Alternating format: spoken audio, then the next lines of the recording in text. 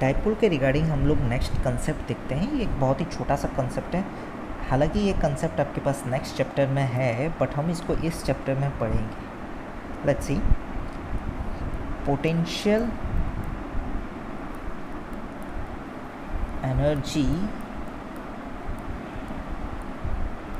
Of a dipole in uniform electric field।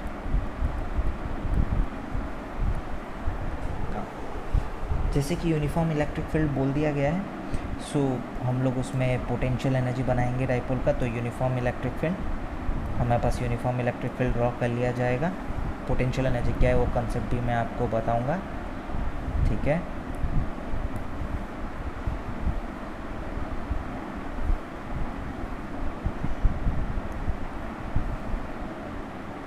So this is uniform electric field. I hope आपको याद हो हम लोग यूनिफॉर्म इलेक्ट्रिक फील्ड कैसे बनाते थे।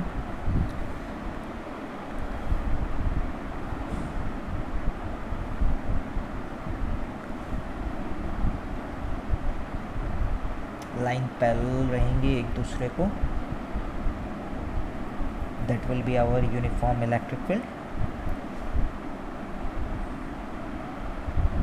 एंड सब जगह गैप आपके पास सेम रहेगा।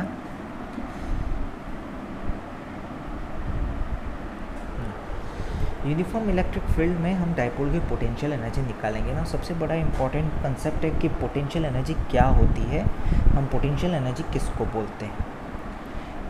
तो पोटेंशियल एनर्जी में आपके पास पहले पोटेंशियल एनर्जी का कंसेप्ट दिखते हैं जो आपने 11th में पढ़ा था।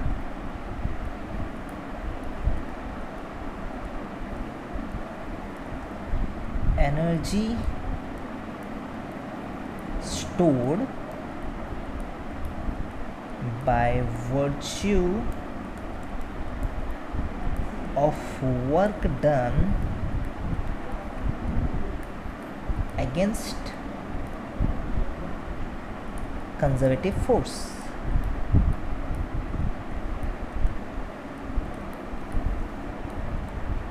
अब कंजर्वेटिव फोर्स क्या है वो तो आपको पता है, जो फोर्स जिसमें work done in A cycle equals 0 होता है, राइट। अब उस बारे में तो मैं अभी डिटेल में नहीं जा सकता, तो बेसिक पहले देख लेते हैं कि वो पोटेंशियल एनर्जी का कंसेप्ट क्या है। जैसे gravitational force is an example of conservative force.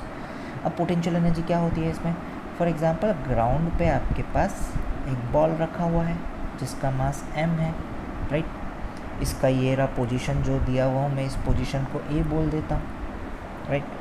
तो इस बॉल के ऊपर फोर्स लग रहा है, ध्यान से देखो, इसके ऊपर फोर्स हमेशा कहाँ लग रहा है, नीचे में लग रहा है। हमेशा ग्रेविटेशनल फील्ड जहाँ पर भी लेकर जाओगे हमेशा नीचे की तरफ लगेगी इस बॉल के ऊपर, चाहे यहाँ लेके जाओ चाहे यहाँ लेके जाओ, हर जगह पे आपके पास फोर्स कहाँ लगेगा, नीचे की तरफ लगेगा ना। तो आप इसको अगेंस्ट लेके जाएंगे, energy stored by virtue of work done against conservative force. मतलब अगर आप इसमें एनर्जी स्टोर करना चाहते हैं तो कंजर्वेटिव फोर्स के अगेंस्ट में लेकर जाइए, जो इसकी टेंडेंसी है उसके अगेंस्ट में लेकर जाइए। मान के चलिए ये ग्राउंड ना होता, ग्राउंड की जगह अगर ये टेबल है और टेबल को हटा दूंगा तब भी ये बॉल कहाँ जाएगा, नीचे जाएगा। तो इसको इसकी टेंडेंसी के अगेंस्ट में, इसकी टेंडेंसी हमेशा नीचे जाने की है, तो इसकी टेंडेंसी के अगेंस्ट में मैं इसको कहाँ लेकर गया, ऊपर लेकर गया, इस पाथ से इधर लेकर आया। This is point B. Let यहाँ पर मैंने इसको हाइट h लेकर आया। See, it is work done against conservative force. तो पहले मैं वर्क डन, यहाँ पर एक ही चीज़ का वर्क डन आ रहा होगा, ग्रेविटी, और तो किसी का वर्क डन आएगा नहीं, बिकॉज इसको ऊपर लेकर गया, दो फोर्सेस लग रहे हैं। वर्क डन बाय ग्रेविटी, यहाँ पर टोटल वर्क डन किसका आएगा, work done by gravity and work done by me. तो मैं पहले वर्क डन बाय ग्रेविटी को लेकर निकालता हूँ, राइट। इस बॉल को धीरे धीरे ऊपर लेकर गया, मतलब जितना वर्क डन बाय ग्रेविटी है उतना वर्क डन बाय मी है, but in opposite direction, right. धीरे धीरे ऊपर लेकर गया, फोर्स से धीरे धीरे उठा के बी पॉइंट पे लेकर गया। तो वर्क डन बाय ग्रेविटी आपको पता चल जाएगा -mgh, क्योंकि ये चीज़ आई होप आपने ये चीज़ पढ़ा है। This is work done by gravity. और पोटेंशियल एनर्जी इसमें स्टोर हुई, मतलब चेंज इन, आपने यहाँ पोटेंशियल एनर्जी नहीं निकाला, चेंज इन पोटेंशियल एनर्जी निकाला ए से बी में, और इसकी वैल्यू आपके पास है negative of work done by conservative force which is mgh। आपने इसके अंदर इतनी एनर्जी एक्स्ट्रा स्टोर कर दी। तो पोटेंशियल एनर्जी निकालने का तरीका बहुत सिंपल है। सबसे पहले आप देखो कि उसकी टेंडेंसी क्या है, बस उसकी टेंडेंसी के अगेंस्ट में थोड़ा सा लेकर जाओ। 3 स्टेप है। सबसे पहले analyse the tendency, second step displace it against the tendency, third step calculate work done by conservative force. ख़त्म। यही तो किया मैंने। सबसे पहले इसकी टेंडेंसी देखा, कहाँ जाने की है, नीचे, तो इसको कहाँ लेकर गया, अगेंस्ट द टेंडेंसी, ऊपर, तो यहाँ पर वर्क डन निकाला जो कंजर्वेटिव फोर्स के अगेंस्ट में लेकर गया या टेंडेंसी के अगेंस्ट में लेकर गया, और वही वर्क डन का negative is potential energy. Similarly in case of dipole, आपके पास जैसे कि मैं ऑलरेडी पढ़ाया हुआ हूँ, there is an equilibrium position ना। इक्विलिब्रियम पोजीशन कहाँ पर है, जैसे कि यहाँ पर ये बॉल का इक्विलिब्रियम पोजीशन था, यहाँ पर इक्विलिब्रियम पोजीशन यहाँ पर है। ये आपके पास एक डाइपोल है, तो this is the equilibrium position. Now in this equilibrium position आपके पास वैल्यू कितनी है, इक्विलिब्रियम पोजीशन पे हम लोग यहाँ पर वैल्यू देखेंगे क्या है। So distance between this two dipoles, so distance between two dipoles is let it be 2a,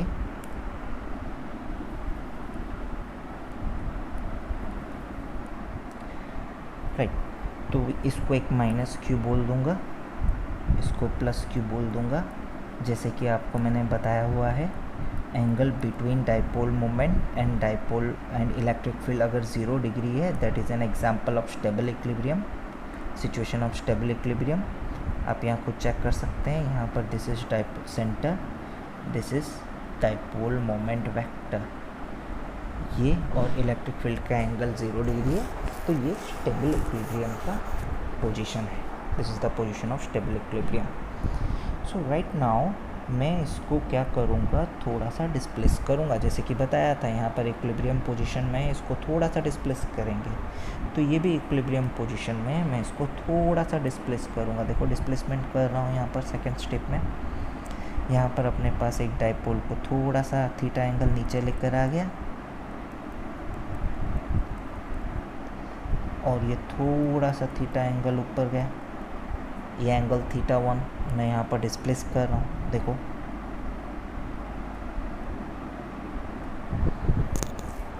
तो डेफिनेटली वर्क करना पड़ेगा। अब इसकी टेंडेंसी कहाँ आएगी, टेंडेंसी देख लेते हैं यहाँ पर कि इसकी टेंडेंसी कैसी आ रही है, बिकॉज फोर्सेस लग रहे हैं इस डायरेक्शन में, इधर फोर्स लग रहे हैं, इस डायरेक्शन में इधर लग रहा है, तो ये इसको वापस से रोटेट करके इधर लेकर आना चाहता है, ये इसको इधर, ये इसको इधर, means force is trying to restore its position.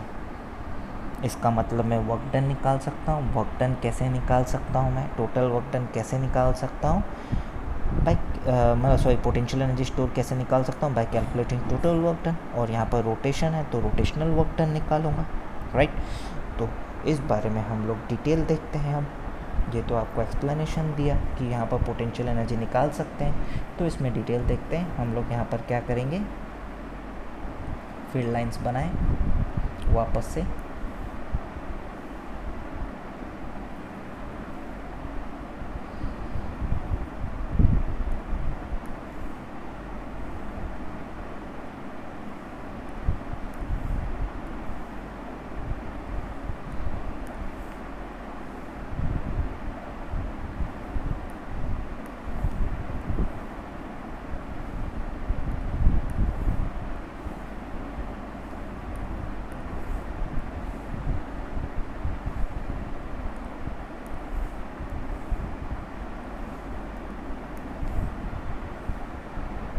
So this is our uniform field line, right?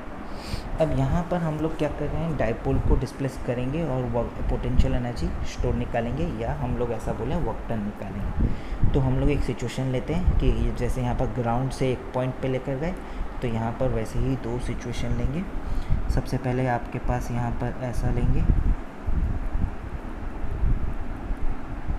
ये एक सिचुएशन है जिसमें इधर बीच में एंगल आपके पास θ1, और इसको डिस्प्लेस करके अनदर सिचुएशन, ये रहा इधर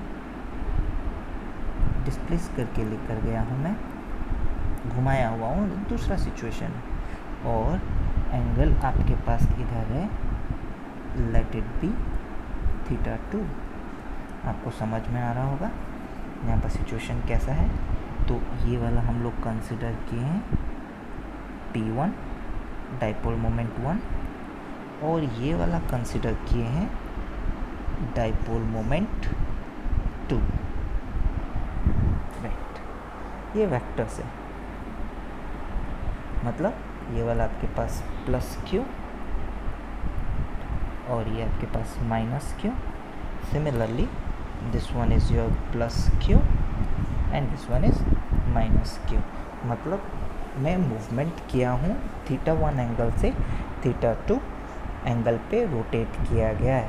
मतलब यहाँ पर हम लोग ये बात लिख सकते हैं, ये वाले पार्ट में dipole is rotated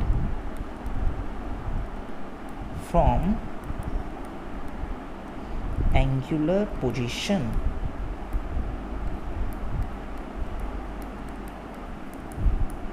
θ1 to position θ2, ये दोनों पोजीशन पे रोटेट किया गया। तो मैं यहाँ पर वर्क डन निकालना चाहता हूँ। अब वर्क डन का फॉर्मूला आपको पता होना चाहिए, हम लोग कैसे निकालते हैं। अगर आपके पास फोर्स या टॉर्क कांस्टेंट हो वर्क डन के लिए, यहाँ पर अगर आपको याद दिलाऊं, फॉर कांस्टेंट फोर्स और टॉर्क, ऐसा आप लोगों ने पढ़ा है, work done equals force vector dot displacement vector, और rotational work done equals torque vector dot theta vector, ऐसा निकाला है। बट फॉर वेरिएबल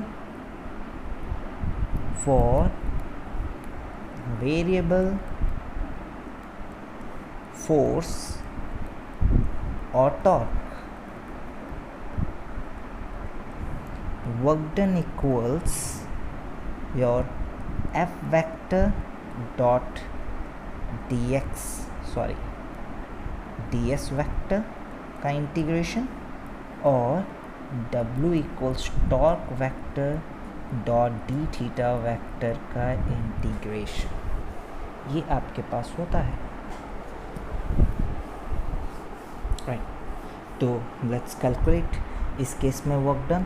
तो एक पर्टिकुलर एंगल पे हम यहाँ पर एक कंडीशन देखते हैं, जैसे कि हमने लिखा है। तो यहाँ पर एक पर्टिकुलर एंगल लिया थीटा, सी यहाँ से डाइपोल है, एक पर्टिकुलर एंगल लिया थीटा। तो आपको पता है कि टॉर्क यहाँ पर कैसा लग रहा है। अगर आपके पास यहाँ पर ये माइनस Q है, ये प्लस Q है, और यहाँ पर this is the direction of dipole moment. तो आपको यहाँ पर पता है torque is acting,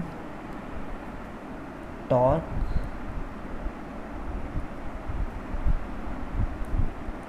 is clockwise, direction निकालना सिखा दिया था, देख लो। ये इलेक्ट्रिक फील्ड वेक्टर है, this is the direction of electric field and this is your dipole moment. तो आप using right hand thumb rule,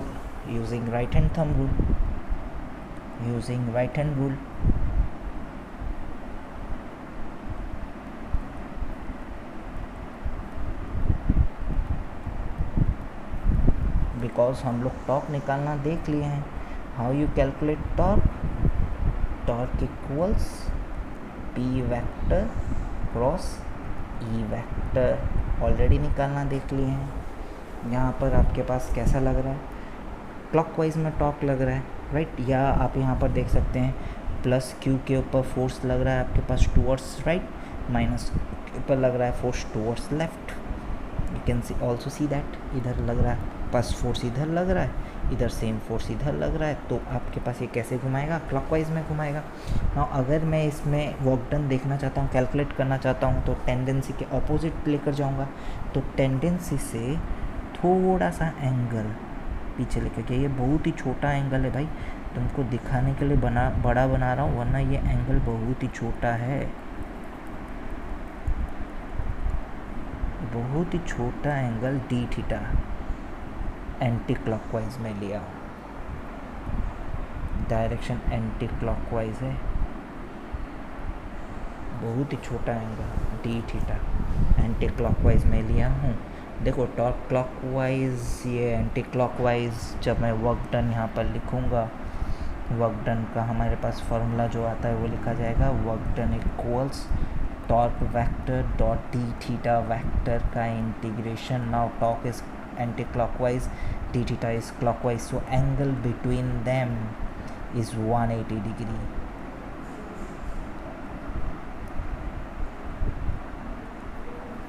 Cos 180. So you can write minus integration of torque d theta. So which is torque की value आपको पता है, mod लिखना है, mod of torque equals P E sine theta, ये हम लोग लास्ट लेक्चर में देख चुके थे, P E sine theta d theta. And आपको कहाँ से कहाँ तक इंटीग्रेट करना है? थीटा 1 से थीटा 2, थीटा 1 से लेकर थीटा 2। नाउ माइनस थीटा 1 से लेकर थीटा 2 साइन थीटा का इंटीग्रेशन होता है आपके पास माइनस कॉस थीटा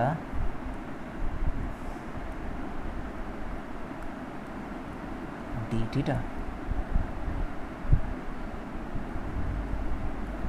आपके पास साइन थीटा का इंटीग्रेशन होता है minus cos theta, minus already बाहर है, so you will be getting theta 1 से थीटा 2, पी ई बाहर आ गया, बस cos theta. So putting the limits you get P E cos theta 2 minus cos theta 1। This is work done, this is total work done from theta 1 से लेके theta 2 आ गया। अब आपको कुछ नहीं निकालना है, पोटेंशियल एनर्जी स्टोर्ड निकालना है, and you will get the stored potential energy. Change in potential energy equals P E minus P, क्योंकि माइनस ऑफ वर्क डन लिखते हैं हम लोग, जैसे कि मैंने डेफिनेशन में बता दिया था, minus of work done by conservative force which is equals minus P E cos theta 2 minus cos theta 1। तो ये आपके पास पोटेंशियल एनर्जी तो नहीं आया, चेंज इन पोटेंशियल एनर्जी आया है, चेंज इन पोटेंशियल एनर्जी आया है, राइट। और आंसर है minus P E cos theta 2 minus cos theta 1। Now comparing with a point, मतलब विथ कोई भी एक पार्ट से हम लोग कंपेयर करना चाहते हैं। फॉर एग्जांपल हम लोग एक रेफरेंस सरफेस ले रहे हैं। If theta equals 90 degree is considered as reference surface। देखो ऐसे रेफरेंस सरफेस का मतलब क्या है, हमने रेफरेंस सरफेस क्यों लिया, थीटा इक्वल्स 90 डिग्री को रेफरेंस क्यों बनाया, why did we take this reference surface. जब भी हम कोई चीज़ मेज़र करते हैं हमेशा ज़ीरो से ही मेज़र करते हैं, तो मुझे एक ऐसा सरफेस चाहिए जहाँ पर पोटेंशियल एनर्जी की वैल्यू क्या है, ज़ीरो है। अब ये चीज़ आपने वैसे भी 11th में भी पढ़ा है, ग्राउंड पे आपके पास पोटेंशियल एनर्जी ज़ीरो होती ही नहीं है, potential energy due to gravity कहाँ ज़ीरो होती है? इन्फिनिटी पे होती है, ऐसा पढ़ा है। ग्राउंड को हम लोग एक रेफरेंस सरफेस बनाते हैं, बस उधर पोटेंशियल एनर्जी ग्राउंड पे ज़ीरो कभी भी नहीं होती है। सिमिलरली यहाँ पर हम क्या करेंगे, एक रेफरेंस सरफेस लेंगे जहाँ पर हम पोटेंशियल एनर्जी को ज़ीरो कंसिडर कर सकते हैं। एंड थीटा इक्वल्स 90 डिग्री अगर आप लेंगे तो u2 minus u1 equals minus PE cos theta 2 minus cos 90. So you can say that u1 equals 0 at theta equals 90. तो आपके पास कोई भी पॉइंट पे पोटेंशियल एनर्जी की वैल्यू हो गई माइनस PE cos थीटा, और अगर हम यहाँ ध्यान से देखें it is minus P vector dot E vector. This is the potential energy due to because of a dipole in a uniform electric field. Minus P vector dot E vector. Potential energy of a dipole in a uniform electric field. Right. Now इसके बारे में जो questions है वो तो हम बाद में देखेंगे. ये कंसेप्ट जो मुझे आपको किस में पढ़ाना चाहिए था, सेकेंड चैप्टर में पढ़ाना चाहिए था, वो मैं अभी क्यों बताया, उसका रीज़न है अपने पास. मैं यहाँ पर एक क्वेश्चन करवाना चाहता हूँ. देखेंगे, force of interaction between two coaxial short electric dipoles whose centres are distance apart. मतलब मेरे पास यहाँ पर डाइपोल 1 है,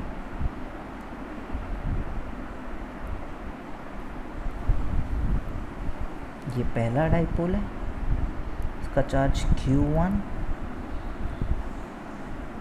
Q2 sorry minus Q1, right.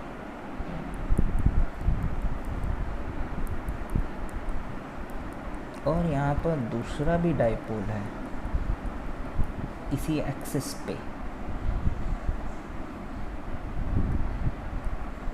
Q2 minus Q2. देखो ओरिएंटेशन भी सेम है. ये डाइपोल का डाइपोल मोमेंट P1 ये रहा,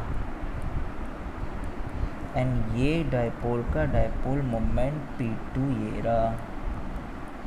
और आपको क्या बोला गया है, they are force of interaction between two R distance apart. ये जो डिस्टेंस है R है. मैं जानना चाहता हूँ force on dipole 1 by force on dipole 1 bye dipole 2 और force on dipole 2 bye dipole 1, right. इसको करने के दो तरीके हैं, एक लंबा मेथड है, एक छोटा मेथड है ना. मेथड 1, सबसे पहले मेथड 1,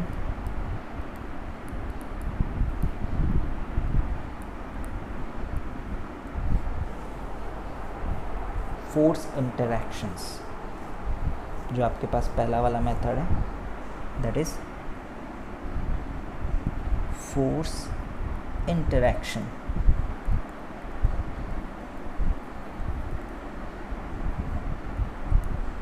मेथड मतलब आप एक डाइपोल 1 लेंगे, ये रहा डाइपोल 1 आपके पास, Q1 और ये माइनस Q1, और ये उसका सेंटर डाइपोल मोमेंट. जैसे कि आपको बता दिया था, हम यहाँ पर ये सेंटर वाला बना देंगे. अच्छा, यहाँ पर साइड लेंथ भी ले लेते हैं. ये लेंथ 2A1 एंड ये लेंथ 2A2. तो डाइपोल इंटरैक्शन के बारे में हम लोग मेथड के बारे में बात करेंगे. तो यहाँ पर आपके पास हो गया डाइपोल मोमेंट P1, राइट. और इसी लाइन पे जब हम दूसरा डाइपोल देख रहे हैं जो बहुत ही दूरी पे है, right. So point is another dipole is this Q2.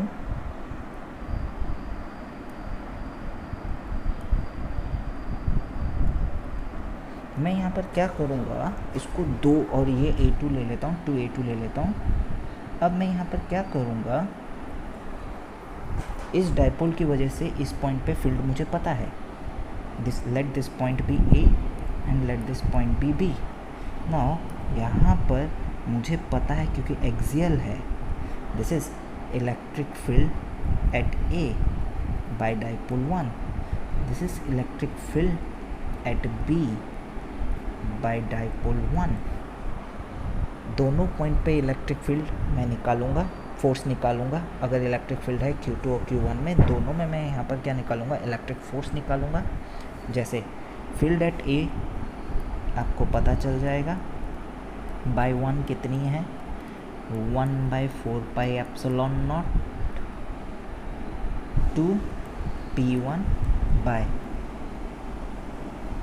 बच्चों centre to centre distance R है, पर ये सेंटर टू Q2 है जो कि R-A2 का whole cube. Similarly dipole at point B, electric field at point B by 1 equals 1/4πε0, direction तो same ही रहेगी 2P2 डिवाइडेड बाय R+A2 का होल क्यूब। अब फोर्सेस देख लेते हैं, क्योंकि Q2 पॉजिटिव चार्ज है तो यहाँ पर आपके पास फोर्स इधर आएगा, डाइपोल पे फोर्स दिखा देते हैं। Q2 is positive charge, force on A by 1, और क्योंकि ये नेगेटिव है तो यहाँ पर आएगा force on B by 1, opposite direction. ये बात आपको पढ़ा है, चार्ज नेगेटिव तो force opposite to the electric field. तो net force on dipole, net force on 2 equals force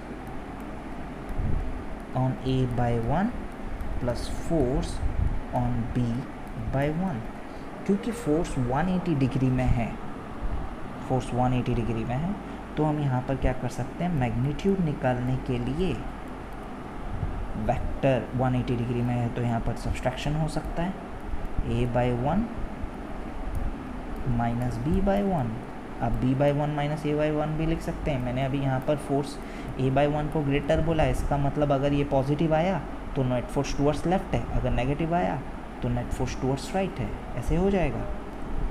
तो आप यहाँ पर देख सकते हैं A बाय 1 की वजह से फोर्स की वैल्यू, फील्ड तो आपने निकाल दिया, फील्ड तो निकल गया, इधर इनटू चार्ज कर दूंगा Q2 multiplied by 1/4πε0 2P1 bye R-A2 का whole cube,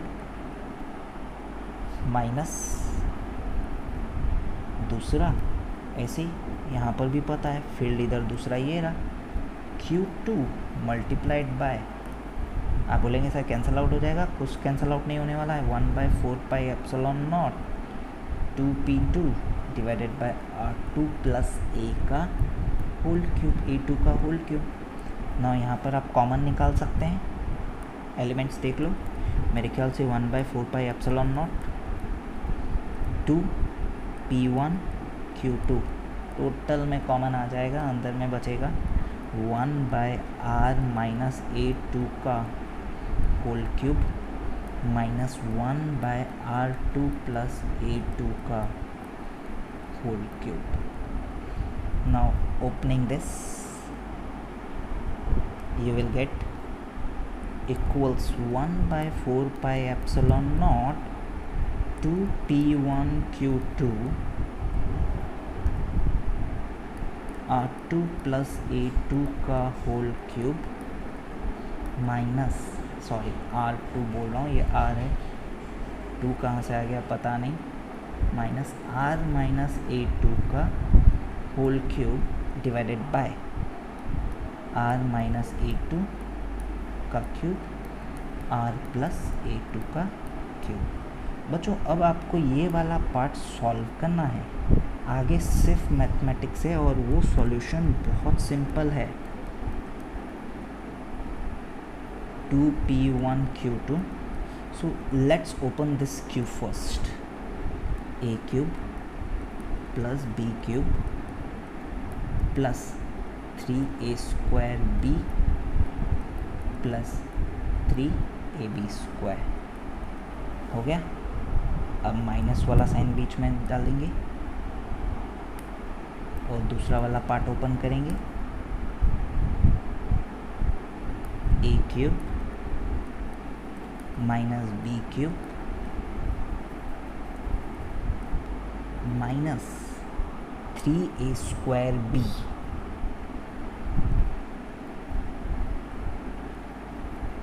plus 3ab²।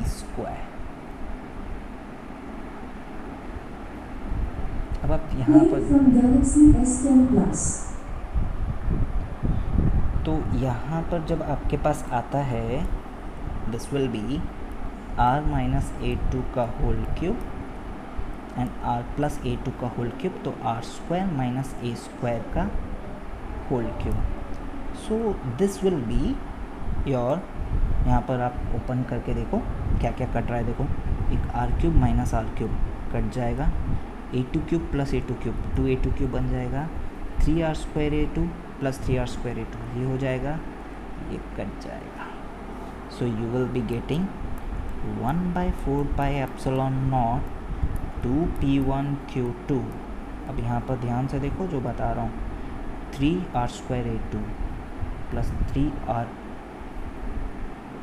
Just a minute, ये नहीं कटने वाला है, ये मैं गलत इधर काट दिया हूँ, ये कटने वाला है।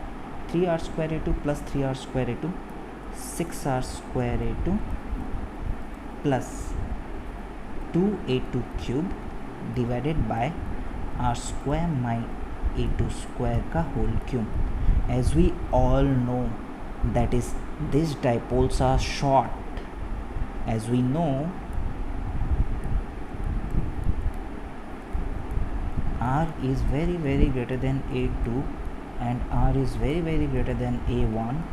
तो आप यहाँ पर क्या कर सकते हैं, a2 को नेग्लेक्ट कर सकते हैं। ख़त्म स्टोरी। 1/4πε0 देखो क्या बन रहा है, 2p1q2 into 6r² by r का पावर 6। यहाँ से कट गया, ये 4 बना और ये वाला ध्यान से देखो 2q2 a2 बन रहा है। तो your full answer is 1/4πε0 6p1p2 by r का power 4। This is the force on dipole 1 and 2 जो एक दूसरे पे लगा रहे हैं।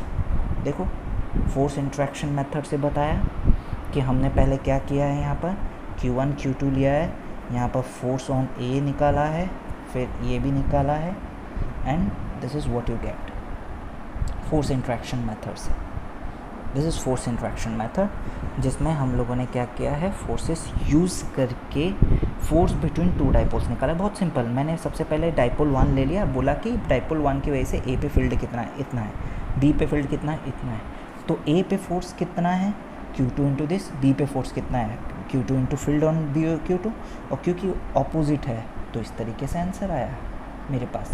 और क्योंकि आंसर पॉजिटिव आ रहा है, इसका मतलब net force is on towards left, मतलब dipole, two dipoles will attract each other.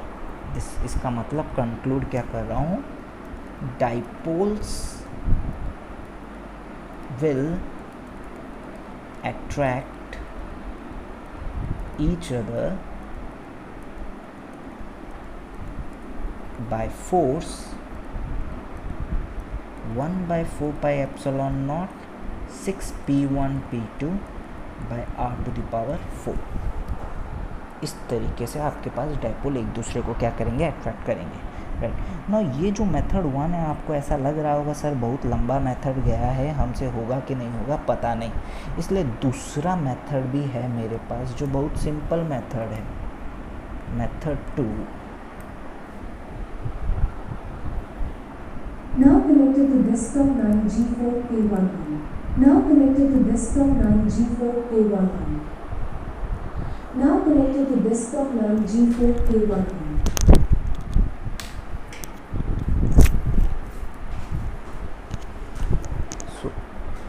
In method 2 आपको क्या करना है, पोटेंशियल एनर्जी को यूटिलाइजेशन करना है। कैसे?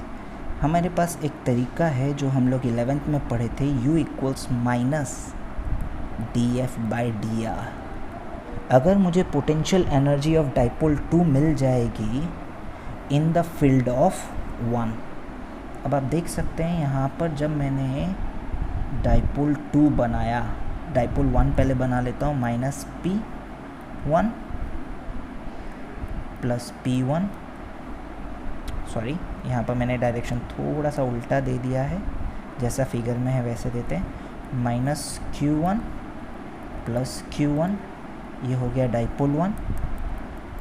एक्सियल पोजीशन में आपके पास फील्ड एलोंग ही रहेगी और आपके पास यहाँ डाइपोल 2 बना देता हूँ, Q2 माइनस Q2, और वापस से उल्टा बना दिया हूँ शायद मैं, प्लस Q2 माइनस Q2, और यहाँ पर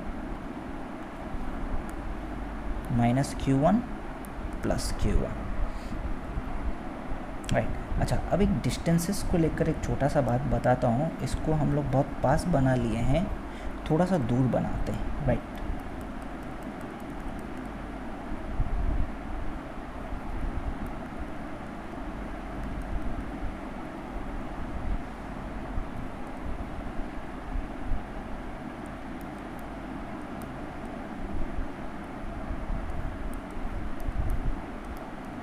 ना अगर आप ध्यान से देखेंगे, ये जो मैंने सेंटर टू सेंटर का जो डिस्टेंस है, ये डिस्टेंस R, ये R को वेरी वेरी ग्रेटर देन रखा हुआ है A1 से। A1 आपके पास क्या है, इनके बीच का डिस्टेंस, और 2A2, 2A1 एंड 2A2। तो R1 को मैंने A1 से काफ़ी बड़ा हुआ है, R को मैंने A2 से भी काफ़ी बड़ा रखा हुआ है। ऐसा बड़ा रखने का मतलब क्या है वो बता देता हूँ। ऐसा बड़ा रखने का मतलब है, you can consider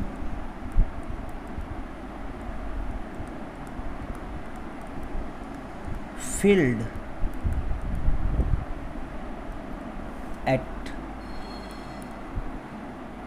dipole 2 due to 1 be uniform। मतलब दिस मीन्स जो यहाँ पर हम दो चार्जेस लिए हैं A और B, यहाँ पर मैं ऐसा बोल सकता हूँ, field at A by 1 dipole 1 is approximately equals field at B by dipole 1। तो this is a uniform field, और यूनिफॉर्म फील्ड में एक डाइपोल रखा गया है, मीन्स डाइपोल 2 is placed